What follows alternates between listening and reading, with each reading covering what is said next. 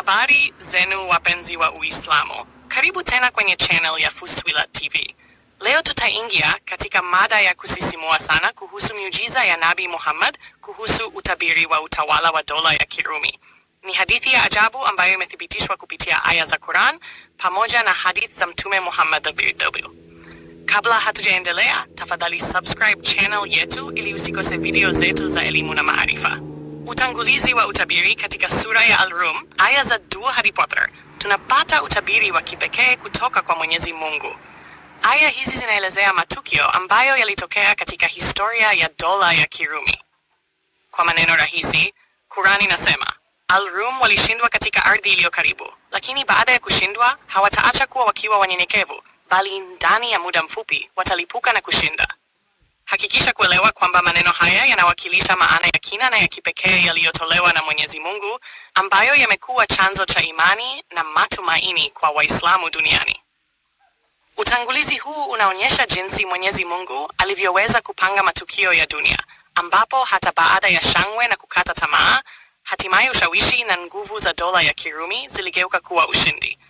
Utabiri huu ulikuwa kinyume na matarajio ya watu wa wakati huo, na hivyo kuimarisha imani ya waumini kuwa manabii walikuwa na ufahamu wa ajabu wa matukio ya baadaye. Hadithi inayothibitisha mbali na aya za Quran, Nabii Muhammad pia alitoa ushuhuda unaokubalika na wenye uaminifu wa dini kupitia hadith.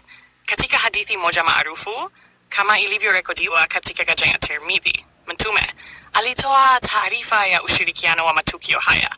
Alisema kwamba hata wakati ilipoonekana kwamba dola ya Kirumi ilikuwa imeshindwa kabisa, hawakuangalia zaidi kwa muda mfupi ushindi wao unakuja. Hii ni ishara ya jinsi nabii alivyokuwa hamu wa ajabu kuhusu mabadiliko ya siasa na historia ya dunia. Hadithi haionyeshi tu uwezo wa Nabii Muhammad katika kutoa utabiri, bali pia inaonyesha jinsi imani yake ilivyokuwa ya kutosha kuonesha mambo ambayo yalitokea baadaye.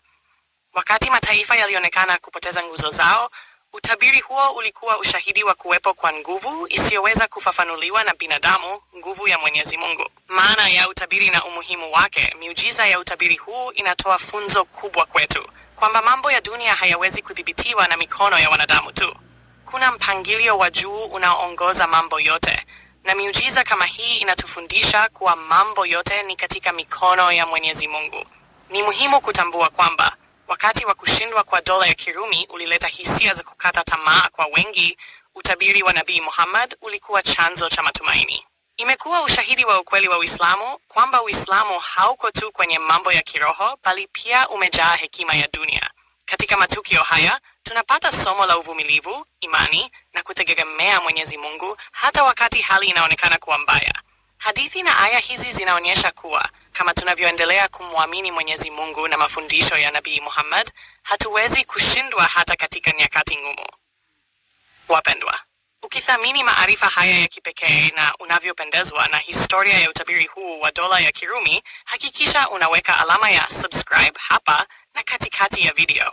Hii itatusaidia kuendeleza kazi yetu ya kueneza ujumbe wa imani, matumaini na maarifa. Aya za Quran 32 just Quran. Hizi ni maneno ya Mwenyezi Mungu yaliyoandikwa kwa ufasaha, yanayotufundisha kwamba hata wakati ilivyoonekana kuwa tumekwama, ushindi unaweza kuibuka. Hadithi Jamia Tirmidhi, hadithi namba 2037. Ushuhuda wa Mtume Muhammad unaothibitisha utabiri huo na kuimarisha msisitizo kwamba imani yake ilikuwa na msingi imara ya ajabu. Funzo, mabadiliko haya yanatufundisha umuhimu wa imani, uvumilivu na kumwamini Mwenyezi Mungu hata wakati wa changamoto. Utabiri huu unaochanganya maneno ya Quran na ushuhuda wa hadith ni moja ya ushahidi wa miujiza ya Nabii Muhammad.